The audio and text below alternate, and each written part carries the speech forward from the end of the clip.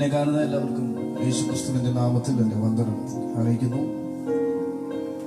ഒരു പ്രാവശ്യം കൂടെ കർത്താവിന്റെ വചനം സംസാരിപ്പാൻ പരിശുദ്ധാത്മാവ് എനിക്ക് അവസരം ഒരുക്കിയതോർത്ത് ഞാൻ കർത്താവിനെ സ്തുതിക്കുകയാണ്. ഒരു പ്രാവശ്യം കൂടെ ഈ ഫേസ്ബുക്ക് ലൈവിൽ നിങ്ങളുടെ കൂടെ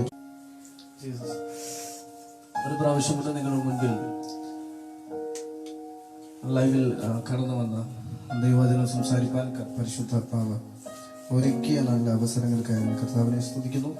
എന്നെ കാണുന്ന എല്ലാവർക്കും ക്രിസ്തുയേശുവിൽ നിസ്തുല്യമായ നാമത്തിൽ വന്ദനം അറിയിക്കുകയാണ്. കഴിഞ്ഞ കുറച്ച് ദിവസങ്ങളായി നമ്മൾ സെർമൺ ഓൺ മൗണ്ട് ഗിരിപ്രഭാഷണവുമായി ബന്ധപ്പെട്ടുള്ള വിഷയങ്ങളാണ് ഈ പേജിലൂടെ നമ്മൾ സംസാരിച്ചുകൊണ്ടിരിക്കുന്നത്. അടുത്ത ശനിയും ഞായറും നമ്മുടെ ഈ ചാനലിൽ ഒരു പ്രത്യേക ലൈവ് ഉണ്ടായിരിക്കുന്നതാണ്. കർത്താവിന്റെ ദാസൻ, പ്രസിദ്ധരാകുന്ന കർത്താവിന്റെ ദാസന്മാർ അനിൽ കുറിച്ചുമുട്ടം പാസ്റ്ററും പാസ്റ്റർ ഡെയ്സ് പാണ്ടനാട് പാസ്റ്ററും പ്രത്യേകമാകുന്ന ഒരു വിഷയവുമായി ബന്ധപ്പെട്ട് നമ്മളടുത്ത് സംസാരിക്കുവാൻ വേണ്ടി കടന്നു വരുന്നു. നമ്മുടെ ക്ഷണം സ്വീകരിച്ച് അവർ കടന്നു വരുവാൻ വാക്ക് തന്നിരിക്കുന്നു. എല്ലാ പ്രിയപ്പെട്ടവരും ലൈവിൽ ജോയിൻ ചെയ്യണമേ എന്ന് ഞാൻ ഓർമ്മിപ്പിക്കുകയാണ്. ഇവിടെ ചെറിയൊരു ഷെയറിങ്ങിന്റെ പ്രോസസ്സിംഗ് നടന്നുകൊണ്ടിരിക്കുകയാണ്. വളരെ വേഗം തന്നെ നമ്മുടെ ഇന്നത്തെ ആരാധിക്കും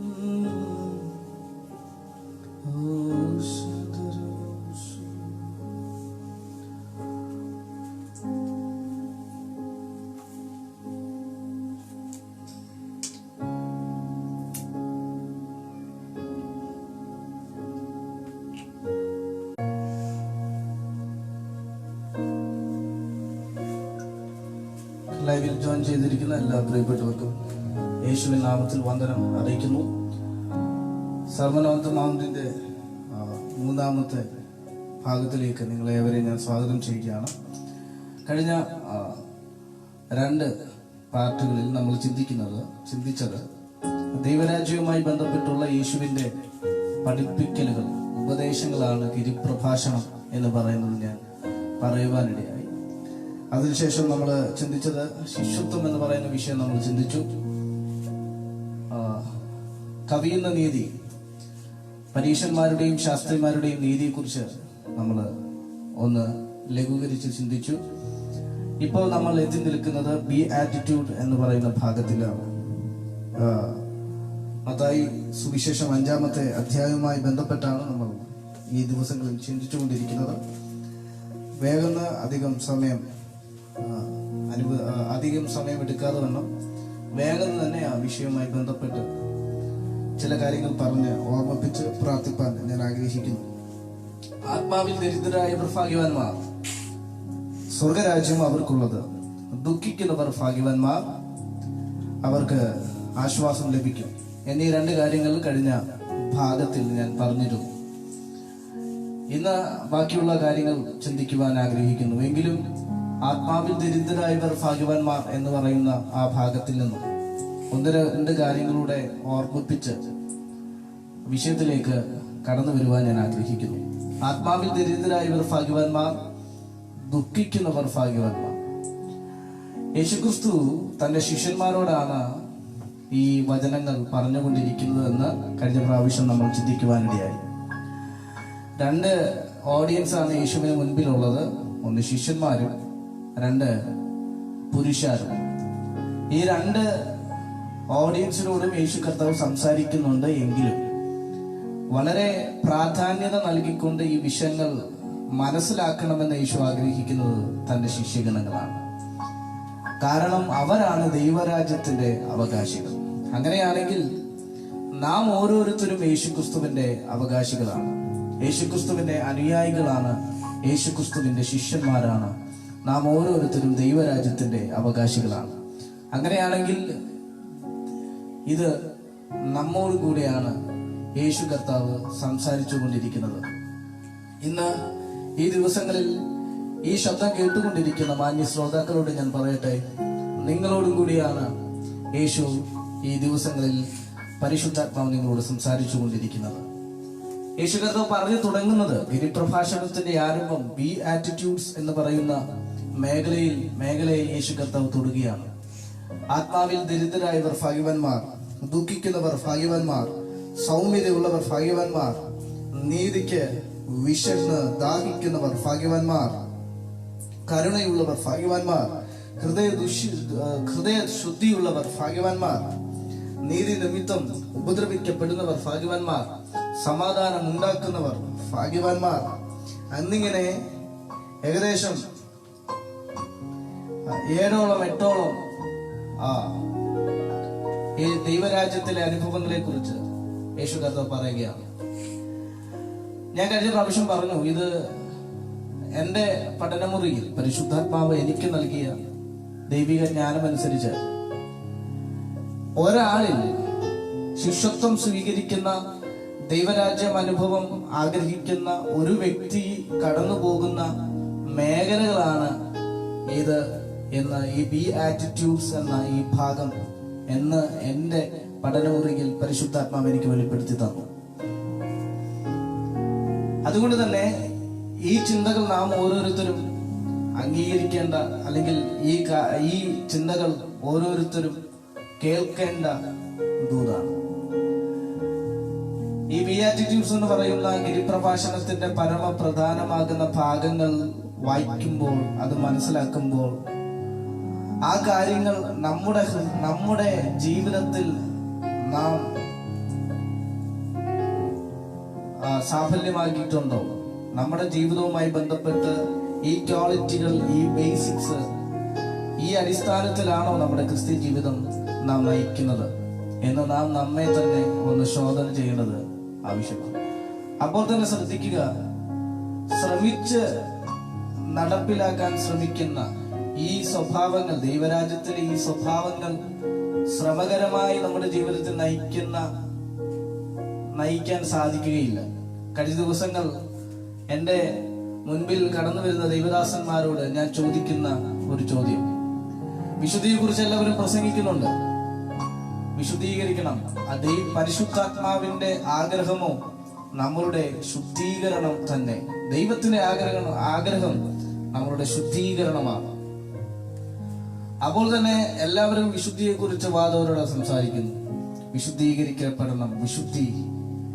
എന്നാൽ എനിക്ക് ഒരു ചോദ്യം, എങ്ങനെ നമുക്ക് ദൈവത്തിന്റെ ആ യഥാർത്ഥമാകുന്ന ആ നിയോഗത്തിൽ, പദ്ധതിയിൽ ജീവിക്കുവാൻ സാധിക്കും? എങ്ങനെ നമുക്ക് ആ കർത്താവ് ആഗ്രഹിക്കുന്ന ആ വിശുദ്ധിയുടെ തലത്തിലേക്ക് കയറാൻ സാധിക്കും? അതൊരു ചോദ്യമാണ്. ഒരു പ്രവചനം കേട്ടതുകൊണ്ടോ, ഒരു ദൂത് കേട്ടതുകൊണ്ടോ, കൈയടിച്ചതുകൊണ്ടോ, കുറെ നേരം ആമേൻ ഞാൻ വിശുദ്ധനാണെന്ന് മറ്റുള്ളവരെ കാണിച്ചതുകൊണ്ടോ ദൈവം ആഗ്രഹിക്കുന്ന ആ തലത്തിലേക്ക് നാം കയറുകയില്ല. മറിച്ച് എങ്ങനെയാണ് ദൈവം ആഗ്രഹിക്കുന്ന ആ വിശുദ്ധ ജീവിതത്തെ നമുക്ക് നയിക്കുവാൻ സാധിക്കുന്നത്? ഇത് എനിക്ക് മാത്രമല്ല, ഇന്നത്തെ യുവാക്കളുടെ സംശയമാണ്. കാരണം വിശുദ്ധി പ്രസംഗിക്കുന്നവർ തന്നെ അശുദ്ധരായി ലോകത്തിന്റെ മുൻപിൽ അവഹേളിക്കപ്പെടുമ്പോൾ, നമ്മുടെ മുൻപിൽ ഇന്ന് നന്നാവണം, അല്ലെങ്കിൽ നമ്മളെ ഉപദേശിക്കുന്നവർ പലരും നാളെ അല്ലെങ്കിൽ നാളത്തെ ദിവസം പരാജിതരായി മാറുമ്പോൾ ഇന്നത്തെ യുവാക്കളുടെ സംശയമാണ്, എന്നെ പോലെയുള്ള അനേക യുവാക്കളുടെ സംശയമാണ്.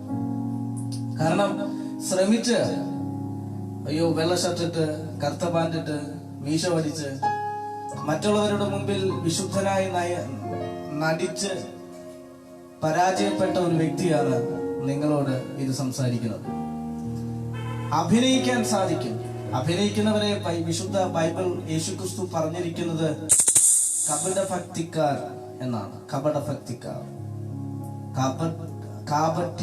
കാപട്യം എന്ന വാക്കിന്റെ അർത്ഥം അഭിനയം എന്നാണ്.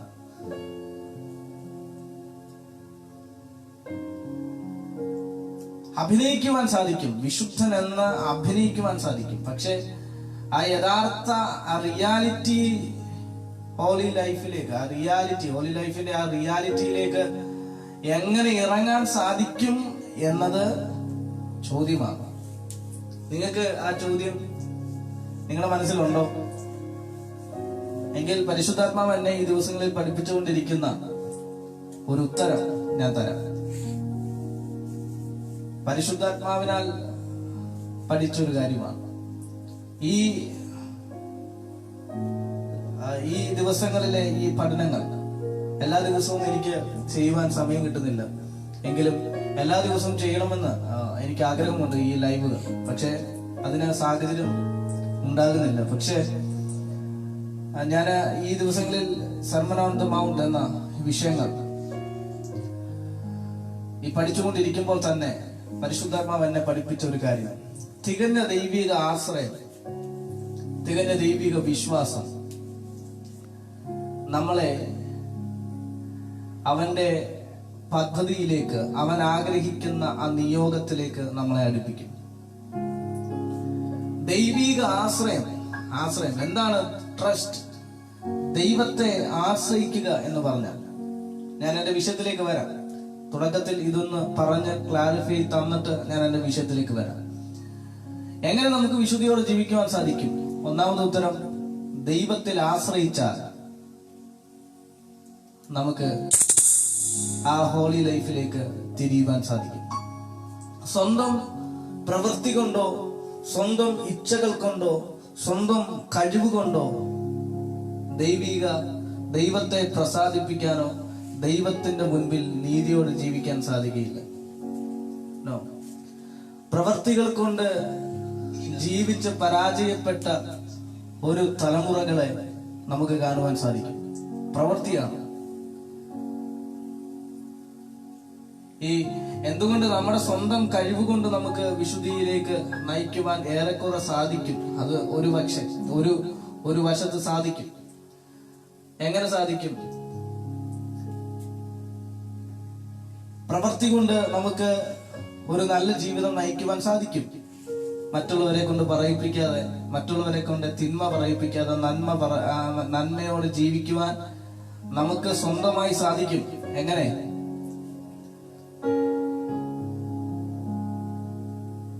അവിടെ ദൈവിക ആശ്രയത്തിന് ദൈവത്തിന് അവിടെ ഒരു ചാൻസ് ഇല്ല. നമുക്ക് നമ്മുടെ കഴിവ് കൊണ്ട് നമുക്ക് വിശുദ്ധിയോടെ ജീവിക്കാൻ സാധിക്കും. അതിനൊക്കെ ഒരു പരിധികളുണ്ട്.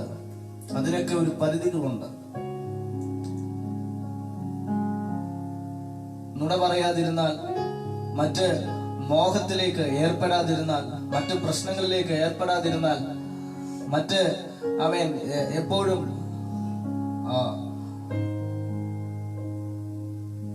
നമ്മൾ ഒരു വീട്ടിനകത്ത് തന്നെ ആയിരുന്നാൽ, ഒരു സ്ഥലത്ത് തന്നെ ഒതുങ്ങിക്കൂടിയാൽ വേണമെങ്കിൽ നമുക്ക് വിശുദ്ധനായി ജീവിക്കുവാൻ സാധിക്കും.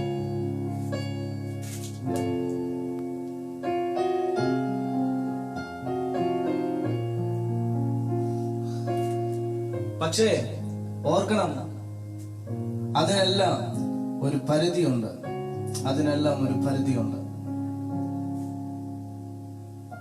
നമ്മൾ എപ്പോൾ വേണമെങ്കിലും പരാജയപ്പെട്ടു പോകാം.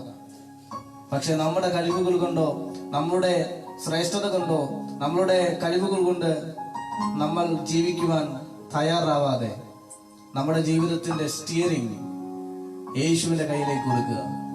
ദൈവത്തിൽ ആശ്രയിക്കുക. കർത്താവേ, എനിക്കൊന്നും സാധിക്കുകയില്ല, ഞാൻ നിന്റെ മുൻപിൽ ബലഹീനനാണ്, ഞാൻ നിന്റെ മുൻപിൽ പരാജിതനാണ്, ഞാൻ കേവലം ജഡ മനുഷ്യനാണ്. എന്റെ ജഡത്തിന്, എന്റെ മോഹത്തിന്, എന്റെ കഴിവുകൾക്ക് നീ ആഗ്രഹിക്കുന്ന തലത്തിലേക്ക് എന്നെ കയറ്റുവാൻ സാധിക്കുകയില്ല എന്ന് കർത്താവിന്റെ സന്നിധിയിൽ നമ്മൾ പൂർണ്ണമായി സമ്മതിക്കുകയും അവന്റെ കൈകളിലേക്ക് നമ്മൾ നമ്മുടെ ജീവിതത്തിന്റെ ആ കൺട്രോളിനെ യേശു കർത്താവിന്റെ കയ്യിലേക്ക് കൊടുക്കുക. പൂർണ്ണമായി ദൈവത്തെ ആശ്രയിക്കുക. ഞാനൊരു കാര്യം, വചനത്തിൽ നിന്ന് ഒരു കാര്യം പറഞ്ഞ് ഞാൻ അവിടെ നിന്നും വചനത്തിലേക്ക് എഴുതാൻ ആഗ്രഹിക്കുന്നു. ഗദരദേശത്തേക്ക് യാത്ര തിരിക്കുന്ന ശിഷ്യന്മാരും യേശു ക്രിസ്തു, അവരുടെ പടകിന് നേരെ കാറ്റും തിരമാലകളും അടിച്ചു കയറുകയാണ്. ഇന്നലകളിലെ കഴിവ് കൊണ്ടും, ഇന്നലകളിലെ സാമർഥ്യം കൊണ്ടും ഇന്നലകളിലെ കടലുമായിട്ടുള്ള ബന്ധത്തിന്റെ പരിചയം കൊണ്ടും എക്സ്പീരിയൻസ് കൊണ്ട് അവർ ആ പടകിനെ അവർക്ക് കഴിയുവോളം അതിനെ നിയന്ത്രിക്കുവാൻ വേണ്ടി തുടങ്ങി. അവരുടെ നിയന്ത്രണം അവർ സ്വന്തമായിട്ട് ആ പടകിനെ നിയന്ത്രിക്കുവാൻ തുടങ്ങി. അവരുടെ ഇന്നലകളിലെ പരിചയ സമ്പത്ത്, മുക്കുവന്മാരാണല്ലോ അവർക്ക്. അവർ പോകുന്ന ആ ബോട്ടിനെ ഒരു പ്രശ്നം നേരിട്ടാൽ എങ്ങനെയൊക്കെ തിരിക്കണമെന്ന് അവർക്ക് നന്നായി അറിയാം. പക്ഷേ അവർക്ക് കഴിഞ്ഞില്ല. അവരുടെ പരിചയ സമ്പത്ത്, അവരുടെ അവരുടെ ബലം, അവരുടെ ശക്തി, അവരുടെ ബുദ്ധി ഒന്നും ആ കാറ്റിനെയും കാറ്റിൽ നിന്നും തിരമാലകളിൽ നിന്നും അവരുടെ പടകിനെ രക്ഷിക്കാൻ സാധിച്ചില്ല. പക്ഷേ ഒന്ന് ഓർക്കുക, അവരുടെ പടകിനകത്ത് കാറ്റിനെയും തിരമാലകളെയും കടലിനെയും നിർമ്മിച്ച യേശു കർത്താവ് അമരത്ത് തല ചായ്ച്ച് ഉറങ്ങുന്നു. എപ്പോൾ അവന്റെ അടുക്കൽ കാര്യം പറഞ്ഞുവോ അവരുടെ ആ വിഷമം അവർക്ക് കൺട്രോൾ ചെയ്യാൻ സാധിക്കുന്നില്ല, അവർക്ക് ആ പടകിനെ നിയന്ത്രിക്കുവാൻ സാധിക്കുന്നില്ല എന്ന് എപ്പോൾ അവരോട് പറഞ്ഞോ, യേശു കർത്താവ് എഴുന്നേറ്റ് കാറ്റിനെയും കടലിനെയും ശാന്തമാക്കി. എന്നെ കേൾക്കുന്ന ദൈവമക്കളെ, ജീവിതയാത്രയിൽ നമുക്ക് നിയന്ത്രിക്കാനാവാത്ത പല പ്രശ്നങ്ങൾ, പല പ്രതികൂലങ്ങൾ സാഹചര്യത്തിൽ നിന്നും നമുക്ക് ഉണ്ടാകും. അതൊന്നും നമ്മുടെ ബുദ്ധി കൊണ്ടും ശക്തി കൊണ്ടും നിയന്ത്രിക്കുവാൻ നമുക്ക് കഴിയുകയില്ല. നമ്മൾ ആത്മീയ ജീവിതത്തിൽ പലതരത്തിലുള്ള പ്രശ്നങ്ങൾ നമുക്ക് അനുഭവിച്ചേക്കാം. മനുഷ്യരല്ലേ, നമ്മൾ ജഡത്തിലല്ലേ വസിക്കുന്നത്. ജഡത്തിന്റെ മോഹങ്ങളും പലതരത്തിലുള്ള പ്രശ്നങ്ങൾ നമ്മുടെ ആത്മീയ ജീവിതത്തെ മുന്നോട്ട് പോകാതിരിക്കാൻ നമ്മുടെ മുൻപിൽ വരും. എന്നെ കേൾക്കുന്ന മാന്യ സ്നേഹിത, നിന്റെ കഴിവ് കൊണ്ടോ നിന്റെ ബുദ്ധി വൈഭവം കൊണ്ടോ എനിക്കെല്ലാം അറിയാം എങ്ങനെയൊക്കെ ജീവിക്കേണ്ടത്, ബൈബിൾ എല്ലാം എനിക്ക് കാണാപ്പാടമാണ്, എനിക്കറിയാം എങ്ങനെ ജീവിക്കണമെന്ന് എന്ന് പറഞ്ഞ് മുന്നോട്ട് പോകരുത്. ദൈവത്തിൽ ആശ്രയിക്കുക, അവന്റെ പരിശുദ്ധാത്മാവിന്റെ സാന്നിധ്യം കൊതിക്കുക, പരിശുദ്ധാത്മാവിൽ ജീവിക്കുക. അങ്ങനെയുള്ളവരാണ് ഈ കാലഘട്ടത്തിൽ അവന്റെ പദ്ധതിയിലേക്ക് ചലിക്കുന്നത്. അങ്ങനെ ഒരു ജനറേഷൻ എഴുന്നേൽക്കട്ടെ. ഓക്കെ, ഞാൻ ഗിരിപ്രഭാഷണത്തിലേക്ക് കയറട്ടെ. ഇതിനകത്ത് എഴുതിയിരിക്കുന്ന പല കാര്യങ്ങളും നമുക്ക് ബുദ്ധിമുട്ടായിട്ട് തോന്നും. ദൈവരാജ്യത്തിലെ ജീവിതം ഈ തരത്തിലായിരിക്കണമെന്ന് യേശു കർത്താവ് പറയുമ്പോൾ ഇത് വായിക്കുന്ന ശരാശരി മനുഷ്യന് ചിലപ്പോൾ ഇതെങ്ങനെ നമുക്ക് നമ്മുടെ ജീവിതത്തിൽ പ്രാഗൽഭ്യത്തിൽ കൊണ്ടുവരുവാൻ സാധിക്കും എന്ന് നമുക്ക് തോന്നിയേക്കാം. പ്രിയമുള്ളവരെ, ഇത് ശ്രമിച്ച് ഇത് നമ്മുടെ ജീവിതത്തിലേക്ക് കൊണ്ടുവരുവാൻ കരുണയുള്ളവർ ഭാഗ്യവാന്മാർ. അപ്പോൾ നമുക്ക് കരുണ വേണം, മറ്റുള്ളവരോട് കരുണ വേണം എന്ന് കരുതി നമ്മുടെ ജീവിതത്തിൽ ഇല്ലാത്ത കരുണയെ ഉണ്ടാക്കിയെടുക്കുന്ന ഒരു വൈഭവമല്ല, ഒരു മനോഭാവമല്ല നമുക്ക് വേണ്ടത്. മറിച്ച് നമുക്ക് യേശു ആഗ്രഹിക്കുന്ന രീതിയിലുള്ള ഒരു അനുഭവം നമ്മുടെ ജീവിതത്തിൽ ഇല്ല എന്ന് ഈ ദിവസങ്ങളിൽ ബോധ്യം വന്നാൽ അതിനുവേണ്ടി നമ്മുടെ ബുദ്ധിയോ കഴിവ് കൊണ്ടോ നമുക്ക് സാധ്യമല്ല. യേശുവിന്റെ സന്നിധിയിൽ പ്രാർത്ഥിക്കുക, അവൻ നിനക്ക് ബലം തരും, അവൻ നിനക്ക് ഈ തലത്തിലേക്ക് വളർത്തിയെടുക്കും. തികഞ്ഞ ദൈവിക ആശ്രയമാണ് ഇതിനു വേണ്ടത്. ഞാൻ എന്ന ആ പദം നമ്മളിൽ നിന്ന് മാറണം. മറിച്ച് ഞാനോ കുറയണം, അങ്ങ് വളരണം എന്നുള്ള മനോഭാവം നമ്മളിൽ ഉണ്ടാകട്ടെ. യേശു നമ്മളിൽ വളരുമ്പോഴാണ്, യേശുവിന്റെ ആത്മാവ് നമ്മളെ നിയന്ത്രിക്കാൻ തുടങ്ങുമ്പോഴാണ് ഈ കാര്യങ്ങളൊക്കെ നമ്മുടെ ജീവിതത്തിൽ നമ്മൾ പോലും അറിയാതെ നമ്മുടെ ജീവിതശൈലിയായി മാറും. ആത്മാവിലുള്ള ദാരിദ്ര്യം, എങ്ങനെ ആത്മാവിലുള്ള ദാരിദ്ര്യം ഒരു ദൈവരാജ്യത്തിലേക്ക് പ്രവേശിക്കുന്ന, ദൈവരാജ്യത്തിലേക്ക് എൻ്റർ ആകുന്ന ഒരു വ്യക്തി, യേശുവിന്റെ ശിഷ്യത്വത്തിലേക്ക് നയിക്കപ്പെടുന്ന ഒരു വ്യക്തി, ഒരു പ്രാവശ്യം കൂടെ പറഞ്ഞു കഴിഞ്ഞാൽ യേശുക്രിസ്തു എന്ന രക്ഷിതാവിനെ തിരിച്ചറിഞ്ഞ് ആ രക്ഷിതാവിന് വേണ്ടി ജീവിതം ജീവിതം സമർപ്പിച്ച് ഇനി എന്റെ യേശുവിന് വേണ്ടിയാണ് ഞാൻ ജീവിക്കുന്നതെന്ന് നാം പറഞ്ഞ നമ്മുടെ ഇന്നലകളിലെ അനുഭവമുണ്ടല്ലോ, നാം രക്ഷിക്കപ്പെട്ട ആ സമയങ്ങൾ, അതാണ് നമ്മുടെ ആദ്യത്തെ ആത്മീയ ജീവിതത്തിലെ ആദ്യത്തെ മേഖല. നമ്മൾ യേശുക്രിസ്തുവിനെ വിശ്വസിച്ച വിശ്വാസത്തിലൂടെ നമ്മൾ യേശുക്രിസ്തു ആത്മീയ ജീവിതത്തിലേക്ക് പ്രവേശിച്ചപ്പോൾ, അല്ലെങ്കിൽ ദൈവരാജ്യത്തിലേക്ക് പ്രവേശിച്ചപ്പോൾ നമുക്കുണ്ടാകേണ്ട ആദ്യത്തെ സ്റ്റേജാണ് ആത്മാവിലുള്ള ദാരിദ്ര്യം. എന്താണ് ആത്മാവിലുള്ള ദാരിദ്ര്യം? എന്നെ കൊണ്ടൊന്നും സാധിക്കുകയില്ല കർത്താവേ, നിന്റെ നീതി ലഭിക്കുവാൻ എന്റെ കഴിവുകൾ കൊണ്ടോ കർമ്മമാർഗങ്ങൾ കൊണ്ടോ ബുദ്ധിശ്രേഷ്ഠത കൊണ്ടോ ഒന്നും സാധിക്കുകയില്ല. അങ്ങ് എന്നെ നീതീകരിക്കണം. ദൈവത്തിന്റെ കൃപ എന്നെ നീതീകരിച്ചു. ഇന്നലകളിലെ പാപങ്ങൾ ക്ഷമിച്ച് ആ പാപങ്ങളുടെ ശിക്ഷാവിധിയെ എന്നിൽ നിന്നും എടുത്തു മാറ്റി നിന്റെ കൃപയാണ്, എന്റെ കഴിവല്ല എന്ന് പറഞ്ഞ് ഒരു യാചകനെ പോലെ ദൈവസന്നിധിയിൽ നിൽക്കുക, ദൈവിക നീതിക്കായി. ഇതാണ് ആത്മാവിലുള്ള ദാരിദ്ര്യം എന്ന് പറയുന്നത്. സ്വന്തം കഴിവുകളെ ത്യജിച്ച്, സ്വന്തം ഇച്ഛകളെ ത്യജിച്ച് ദൈവത്തിന്റെ സന്നിധിയിൽ ഒരു യാചകന്റെ വേഷമണിയുക എന്നല്ല,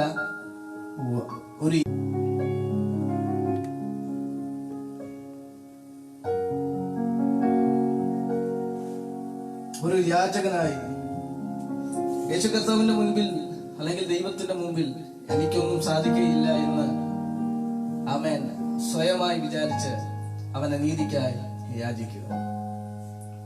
അങ്ങനെയുള്ളവരുടെ പ്രത്യേകത, അവരാണ് സ്വർഗരാജ്യത്തെ അവകാശമാക്കുന്നത്, അവരാണ് ദൈവരാജ്യത്തെ അവകാശമാക്കുന്നത്.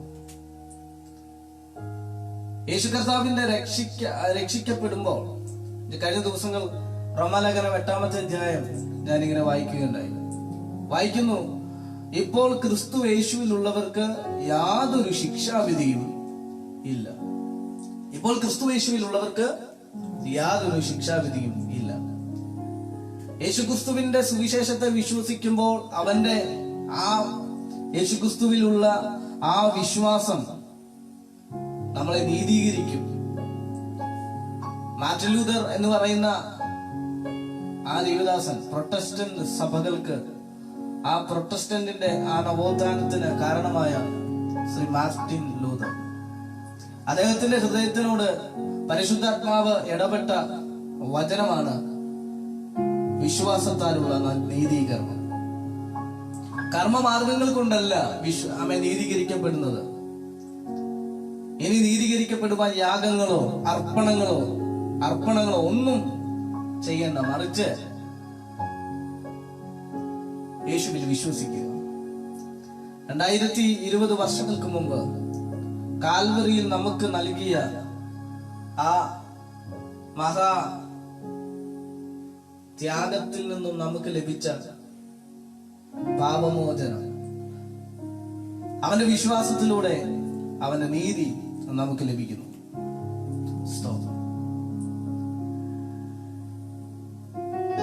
ബൈബിൾ പഠിപ്പിക്കുന്ന നീതീകരണം എന്ന് പറഞ്ഞാൽ എന്താണ്? നീതീകരണം എന്ന് പറഞ്ഞാൽ മുൻകഴിഞ്ഞ പാപങ്ങളെ ശിക്ഷിക്കാതെ വിടുക. ഇതാണ് നീതീകരണത്തിന് റോമാലേഖനം കൊടുക്കുന്ന ഡെഫിനിഷൻ. മുൻകഴിഞ്ഞ പാപങ്ങളെ. എന്താണ് മുൻകഴിഞ്ഞ പാപങ്ങൾ?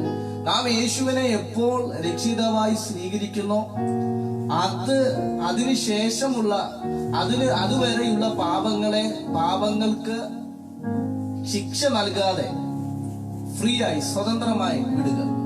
അതാണ് പറയുന്നത്, സ്വാതന്ത്ര്യത്തിനായി ക്രിസ്തു നമ്മെ സ്വതന്ത്രരാക്കിയിരിക്കുന്നു. സ്വതന്ത്രം. പാപത്തിന്റെ അടിമനുഖത്തിൽ പെട്ട് അതിന്റെ അടിമയായിരുന്ന നമ്മെ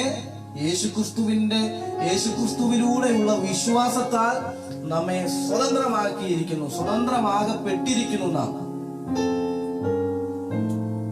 മുൻകഴിഞ്ഞ പാപങ്ങളെ ശിക്ഷിക്കാതെ വിടുന്നു. ഇപ്പോൾ ക്രിസ്തു യേശുവിലുള്ളവർക്ക് യാതൊരു ശിക്ഷാവിധിയും ഇല്ല. യേശുക്രിസ്തുവിനെ വിശ്വസിച്ചാൽ മതിയോ? യേശുക്രിസ്തുവിനെ വിശ്വസിച്ചു കഴിഞ്ഞാൽ പിന്നെ നമുക്ക് കുഴപ്പങ്ങളൊന്നും ഇല്ലല്ലോ. യേശുക്രിസ്തുവിനെ വിശ്വസിച്ചു കഴിഞ്ഞാൽ പാപങ്ങൾ ക്ഷമിക്കപ്പെട്ടെങ്കിൽ ഇനിയും പാപം ചെയ്യാലോ. യേശുക്രിസ്തുവിനെ വിശ്വസിച്ചു കഴിഞ്ഞാൽ നമുക്ക് ഇനിയും തെറ്റിലേക്ക് പോകാലോ, കുഴപ്പമില്ലല്ലോ എന്ന് ചോദിക്കുന്ന അനേകരുണ്ട്. അവരോട് ഞാൻ പറയട്ടെ, ഇപ്പോൾ ക്രിസ്തു യേശുവിലുള്ളവർക്ക് യാതൊരു ശിക്ഷാവിധിയും ഇല്ല എന്ന് റോമാലേഖനം 8-ാമത്തെ അധ്യായത്തിൽ വരുമ്പോൾ അതിന്റെ ഇംഗ്ലീഷ് ട്രാൻസ്ലേഷനിൽ ഒരു വാക്യം കൂടെ ആഡ് ചെയ്തിരിക്കുന്നു. നിങ്ങൾ ഇംഗ്ലീഷ് ബൈബിൾ എടുത്ത് വായിച്ചു കഴിഞ്ഞാൽ ഇപ്പോൾ ക്രിസ്തു യേശുവിലുള്ളവർക്ക് യാതൊരു ശിക്ഷാവിധിയും ഇല്ല എന്ന് പറയുന്ന പദം കഴിഞ്ഞ് അടുത്ത പദം പറഞ്ഞിരിക്കുന്നത് എന്താണെന്ന് അറിയാമോ? ജഡത്തിനെ അല്ല ആത്മാവിനെ അത്രേ അനുസരിച്ച് നടക്കുന്നവർക്ക് തന്നെ എന്നൊരു പദം അവിടെ എഴുതിയിരിക്കുന്നു. ശിക്ഷാവിധി ഇല്ലാത്തത് ആർക്കാണ്? ജഡത്തിന്റെ ആഗ്രഹങ്ങളെ വെടിഞ്ഞ്, ജഡത്തിന്റെ മോഹങ്ങളെ കൈവെടിഞ്ഞ്, ജഡത്തിന്റെ താല്പര്യങ്ങളെ കൈവെടിഞ്ഞ് ആത്മാവിനെ അനുസരിച്ച് നടക്കുന്നവർക്കാണ് ശിക്ഷാവിധി ഇല്ലാത്തവർ. സ്തോത്രം. വിശുദ്ധ ബൈബിളിനകത്ത് വ്യക്തമാണ്. നാം എല്ലാം ജഡത്തിന്റെ ആഗ്രഹം നിവർത്തിക്കുവാൻ വേണ്ടിയാണ് സഞ്ചരിക്കുന്നത്. ജഡത്തിന്റെ ആഗ്രഹങ്ങൾ. ഇതെന്തിനാണ് ഈ കാര്യങ്ങൾ ചെയ്യുന്നത് ബ്രദർ, ഇത് തെറ്റല്ലേ എന്ന് ചോദിക്കുമ്പോൾ ചിലർ പറയുന്നത് ഞാൻ കേട്ടിട്ടുണ്ട്, മോനെ ഇത് അഡിക്ഷൻ അല്ല, ഇതിന്റെ ഹാബിറ്റ് ആണ്. എന്നെ കേൾക്കുന്ന മാന്യ ദൈവമക്കളെ, ഒരു കാര്യം നിങ്ങൾക്ക് വിടാതെ നിങ്ങളെ പിന്തുടരുന്നുണ്ടെങ്കിൽ, ഒരു സ്വഭാവം നിങ്ങളെ വിടാതെ പിന്തുടരുന്നുണ്ടെങ്കിൽ അതിന്റെ പേരാണ് അഡിക്ഷൻ. ആ അഡിക്ഷൻ നിങ്ങളുടെ ശരീരത്തെ, നിങ്ങളുടെ നല്ല ജീവിതത്തെ തകർക്കുന്നുണ്ടെങ്കിൽ അത് നിങ്ങളെ നശിപ്പിക്കുകയാണ് ചെയ്യുന്നത്.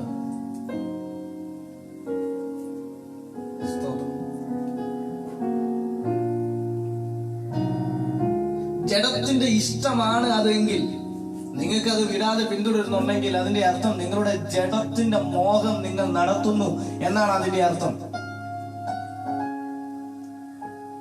പരിശുദ്ധാത്മാവിനെ അനുസരിച്ച് നടക്കുന്നവർക്ക് ജഡത്തെ അനുസരിക്കുവാൻ സാധിക്കുകയില്ല. എന്നെ കേൾക്കുന്ന മാന്യ ദൈവമക്കളോട് ഞാൻ പറയാം, ജഡത്തിന്റെ ഇഷ്ടങ്ങളെയല്ല ആത്മാവിനെ അത്രേ നാം അനുസരിച്ച് നടക്കേണ്ടത്. ആത്മാവിനെ അനുസരിച്ച് നടക്കുന്നവർക്ക് ജഡത്തിന്റെ മോഹങ്ങൾ നടത്തുവാൻ സാധിക്കുകയില്ല. ജഡത്തിന്റെ ഇഷ്ടമാകുന്ന എല്ലാ കാര്യങ്ങളിൽ നിന്നും ഈ ദിവസം കൈവെടിയണം. പരിശുദ്ധാത്മാവിനെ അനുസരിച്ച് നടക്കുവാൻ നമുക്ക് സാധിക്കണം.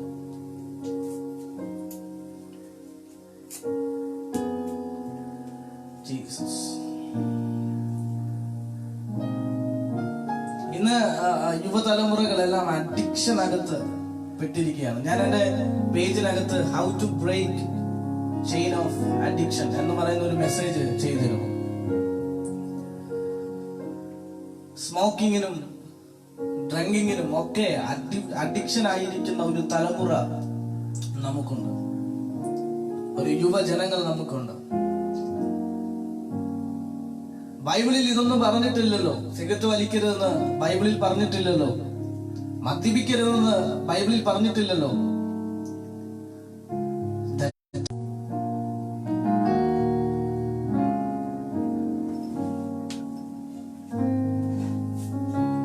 ഇതൊന്നും ബൈബിളിൽ പറഞ്ഞിട്ടില്ലല്ലോ.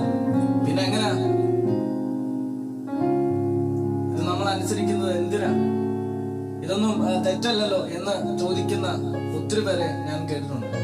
മദ്യപിക്കരുത് എന്ന് എന്തിനാ പറയുന്നത്? മദ്യപാനം വചനത്തിനകത്ത് എഴുതിയിട്ടില്ലല്ലോ, അത് തെറ്റാണെന്ന് എന്ന് ചോദിക്കുന്നവരുണ്ട്. ഞാൻ അത് ശരിയാണെന്നല്ല പറഞ്ഞു വന്നത്. പ്രിയമുള്ളവരെ,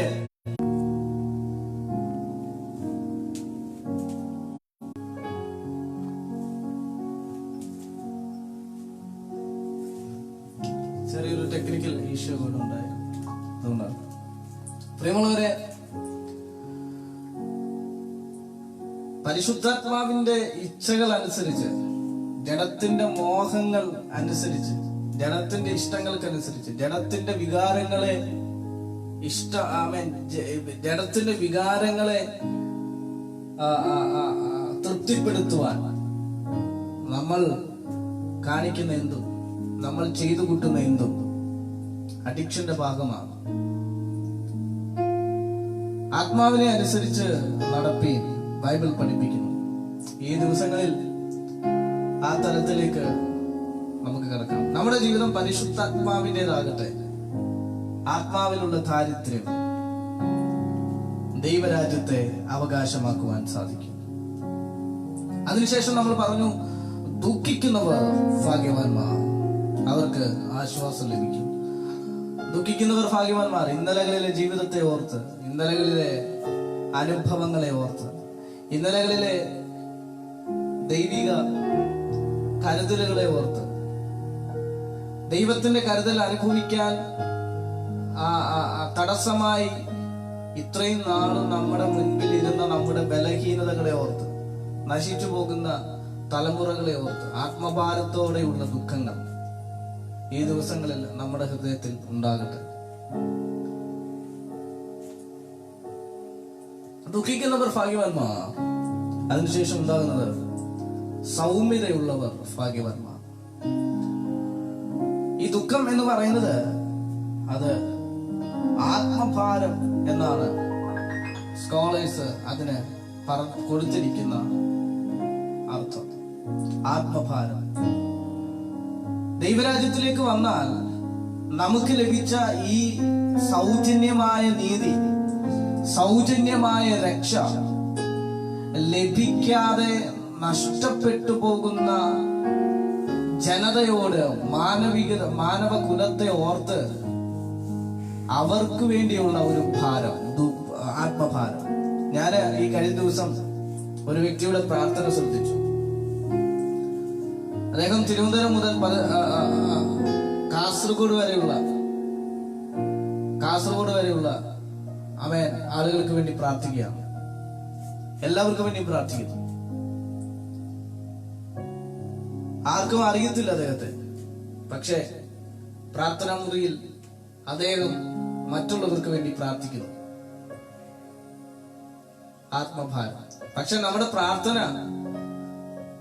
നമ്മൾ നിരന്തരമായി നമ്മൾ പ്രാർത്ഥിക്കുന്ന, നമുക്ക് പ്രാർത്ഥനാ മുറികൾ ഉണ്ടായിരിക്കാം, സ്ഥിരമായിട്ടുള്ള പ്രാർത്ഥനാ മുറികൾ ഉണ്ടായിരിക്കാം. പക്ഷെ നമ്മുടെ പ്രാർത്ഥനയ്ക്കകത്തെ കണ്ടന്റ് ദൈവരാജ്യത്തിലുള്ളവരുടെ ജീവിതം അനുഗ്രഹമാകണം എന്ന് മാത്രം ആവരുത്.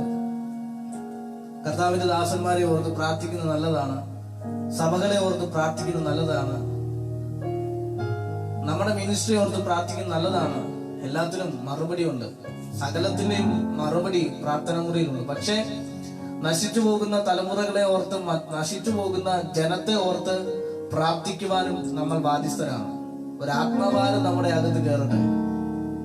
സ്വാർത്ഥതയല്ല പ്രാർത്ഥന മുറിയിൽ വെളിപ്പെടേണ്ടത്, മറിച്ച് പ്രാർത്ഥന മുറിയിൽ വെളിപ്പെടേണ്ടത് ആത്മഭാരമാണ്. ഓക്കെ, ആത്മഭാരമുള്ളവൻ അടുത്തതായിട്ട് അവന് ലഭിക്കുന്നത് സൗമ്യത എന്ന അനുഭവമാണ്. സൗമ്യത. അവൻ സൗമ്യനായി മാറും. സൗമ്യത അവന് ലഭിക്കുന്ന പ്രതിഫലം, സൗമ്യത എന്ന് പറയുന്ന ആ അനുഭവത്തിലൂടെ അവന് ലഭിക്കുന്ന പ്രതിഫലം എന്ന് പറയുന്നത് ഭൂമിയെ അവൻ അവകാശമാക്കും. ചിലർ പറഞ്ഞാൽ പ്രോസ്പെരിറ്റി അവന് കിട്ടും, സമൃദ്ധി അവന് കിട്ടും. വിശുദ്ധ ബൈബിൾ സമൃദ്ധിക്ക് എതിരല്ല. ക്രിസ്ത്യ ജീവിതം സമൃദ്ധിക്ക് എതിരല്ല. ക്രിസ്ത്യ ജീവിതം അനുഗ്രഹത്തിന്റെ ജീവിതമാണ്. പക്ഷേ ദൈവരാജ്യത്തിലെ സമൃദ്ധി അനുഭവിക്കുന്നവർ, ദൈവരാജ്യത്തിലെ സമൃദ്ധി ആവശ്യമാണോ? വെളിപ്പാട് കൊണ്ട് സമൃദ്ധി ലഭിക്കത്തില്ല. കൈയടിച്ചത് കൊണ്ട് സമൃദ്ധി ലഭിക്കുകയില്ല. ദൈവരാജ്യത്തിലെ സമൃദ്ധി വെളിപ്പെടുന്നത്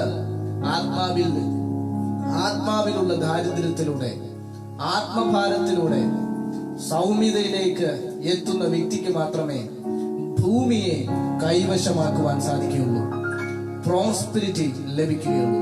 എന്നെ കേൾക്കുന്ന മാന്യ ദൈവമക്കളെ, നമ്മുടെ ജീവിതം ഒരു സൗമ്യതയുടെ അനുഭവത്തിലേക്ക് കടക്കട്ടെ. സൗമ്യത എന്ന് പറഞ്ഞാൽ അതിന്റെ അർത്ഥം എല്ലാ കാര്യത്തിലും ക്ഷമാശീലൻ. അത് മറ്റുള്ളവരോടുള്ള സമീപനം. നമുക്ക് മറ്റുള്ളവരോട് സമീപനം, നമ്മുടെ കുടുംബത്തോടുള്ള സമീപനം, നമ്മൾ പ്രശ്നത്തെ എങ്ങനെ, നമ്മുടെ മുൻപിൽ വരുന്ന പ്രശ്നങ്ങളെ നമ്മൾ എങ്ങനെ അഭിമുഖീകരിക്കുന്നു, ഇതൊക്കെയാണ് സൗമ്യതയുടെ പ്രത്യേകത. സമാധാനം വേണ്ട സ്ഥലത്ത് സമാധാനം ഉള്ളവനാകുക, അനുസരണയുള്ള വേണ്ട സ്ഥലത്ത് അനുസരണ ഉണ്ടാകുക, ക്ഷമ ഉണ്ടാകേണ്ട സ്ഥാനത്ത് ക്ഷമയുണ്ടാകുക. എന്നെ കേൾക്കുന്ന മാന്യ ദൈവമക്കളോട് ഇത് പറഞ്ഞ് ഞാൻ അവസാനിപ്പിക്കുവാൻ ആഗ്രഹിക്കുന്നു. നാളുകളായി ആമേൻ ഒരു സമൃദ്ധിക്ക് വേണ്ടി നിങ്ങൾ പ്രാർത്ഥിക്കുന്നവരാണ്. കർത്താവ് ഇത്രയും നാളും കർത്താവിന് വേല ചെയ്തു. ഇത്രയും നാളും ആമേൻ കർത്താവിന്റെ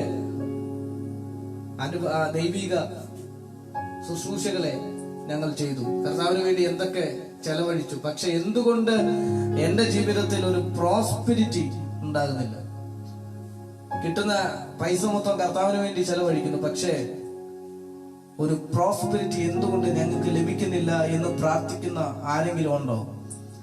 എപ്പോഴും ശൂന്യത മാത്രമേ നിന്റെ വീട്ടിനകത്തുള്ളൂ. കർത്താവിന് വേണ്ടി പ്രയോജനപ്പെട്ടിട്ടും ശൂന്യതകളുടെ ഒരു ശൂന്യതകളുടെ ആമേൻ ശൂന്യതകളുടെ വാക്കുകൾ മാത്രമേ നിനക്ക് പറയാനുള്ളൂ. നിന്റെ വീട്ടിനകത്ത് ഒരു നിറവ് വെളിപ്പെടാൻ സമയമായി. പക്ഷേ നിന്നിൽ ഒരു സൗമ്യത കർത്താവ് ആഗ്രഹിക്കുന്നു.